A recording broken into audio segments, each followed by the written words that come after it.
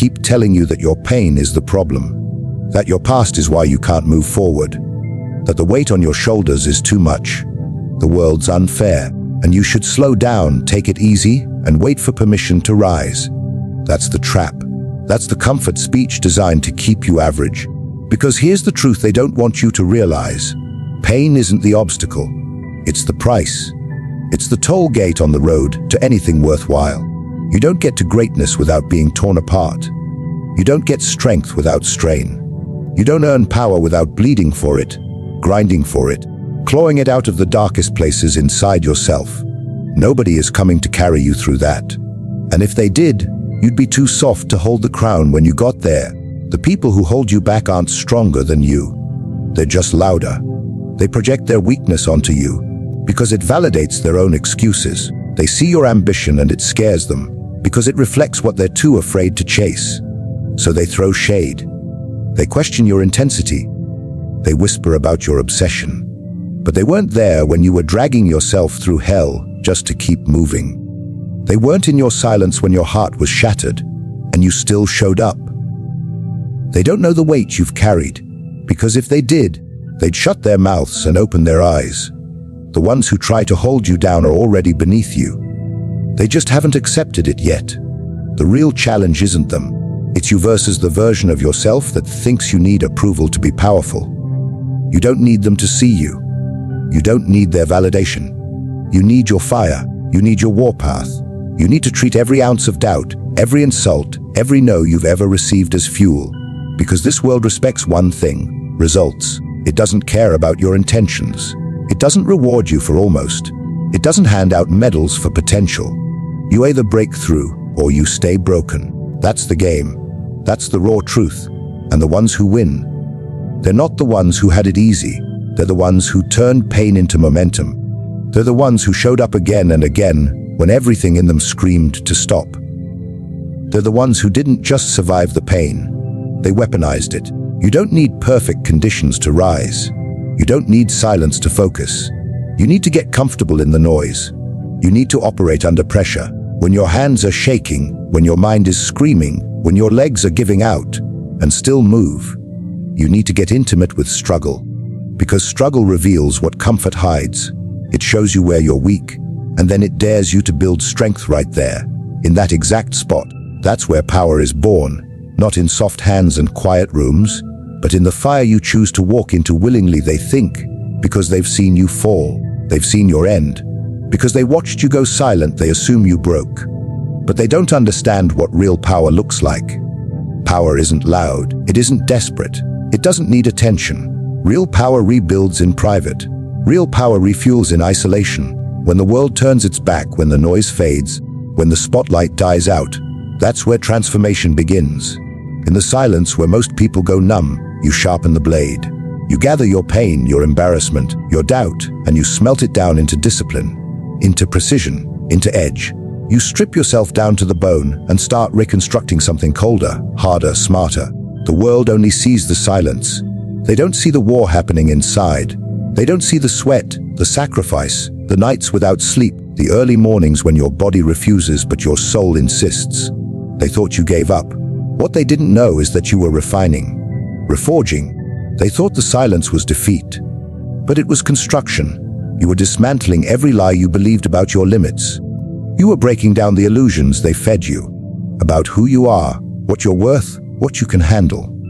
They'll never understand that type of solitude because they're addicted to distraction. They can't sit with themselves long enough to change. But you, when the world stopped clapping, when nobody was watching, you kept swinging, you kept building, you kept pushing the weight even when it felt like your ribs were cracking under pressure. You kept showing up when there was no applause, no recognition, no reward. That's the difference. That's what makes you unstoppable.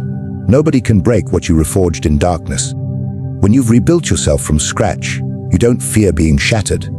You've already lived through collapse. You've already tasted rock bottom, and instead of dying there, you set up a training ground. They look at your face and see calm. They don't see the storm you've already survived. They hear your voice and mistake it for peace. They don't realize it's laced with every scream you never let out. They see your stride and think it's confidence. It's not. It's control. It's the walk of a man who rebuilt his own legs after crawling through hell. That kind of power can't be bought. It can't be gifted. It has to be earned, alone. You don't need to yell to be heard. You don't need to prove yourself to anyone who questions your worth. You don't have time to explain yourself to people who still think comfort builds character. You don't exist for their approval. You exist to win the war inside yourself every single day. And when they try to test you, when they try to corner you, when they try to shake what you've built, they'll realize too late that the version of you they thought they could handle doesn't exist anymore. What stands before them now is something forged in silence, shaped by pain, and powered by a mind they'll never understand. They're going to doubt you. They're going to laugh at your ambition, mock your discipline, question your silence, and challenge your commitment. Every time you say no to the easy path, you'll be called extreme. Every time you go all in, they'll say you're obsessed. But none of that matters. Their words are noise. Their opinions are cheap. Discipline is the only language that matters in this world. The man who shows up every day, no matter the weather, no matter the pain, no matter who's watching or not watching, that's the man they'll have to respect eventually. Ruthless discipline doesn't seek permission. It doesn't wait for motivation. It doesn't ask for understanding. It just does the work. Again and again, until the results are so loud that even the blind can see them. They don't get it because they don't do it. They've never stayed loyal to a process long enough to taste the payoff. They've never dragged themselves through months of silence and repetition while the world moved on without them. They've never had to look in the mirror and hold themselves accountable when no one else cared. They've never chosen growth over pleasure, pain over distraction, hunger over comfort. But you have, and that's why their opinions are irrelevant. The man who's endured knows. The man who's committed understands. You're not after quick wins. You're not chasing hype. You're after something built to last. And that takes discipline. Not the pretty kind, not the Instagram kind, the kind that gets ugly, the kind that hurts, the kind that demands everything and gives nothing until you've paid your price in full. It doesn't matter how smart you are if you're inconsistent. It doesn't matter how talented you are if you're unreliable. Raw intelligence is useless without follow-through. And that's where most people fall. They read, they talk, they plan, but they don't act. They don't repeat, they don't lock in. You want to be dangerous, then outlast them, outsuffer them, outdiscipline every single one of them. That's how you separate. That's how you rise. You want respect. Earn it in the dark. Earn it when it's not convenient. Earn it when everything in you wants to stop, but you keep showing up anyway. That's the code. That's the currency. Not likes, not applause, just work. Relentless work. And here's the truth: discipline is louder than talent. Discipline is louder than hype.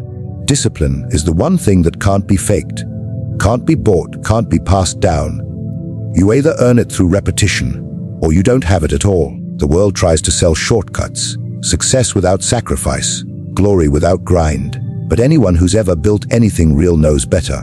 They know the early mornings, the late nights, the missed parties, the bruised knuckles, the torn hands, the aching back, the loneliness.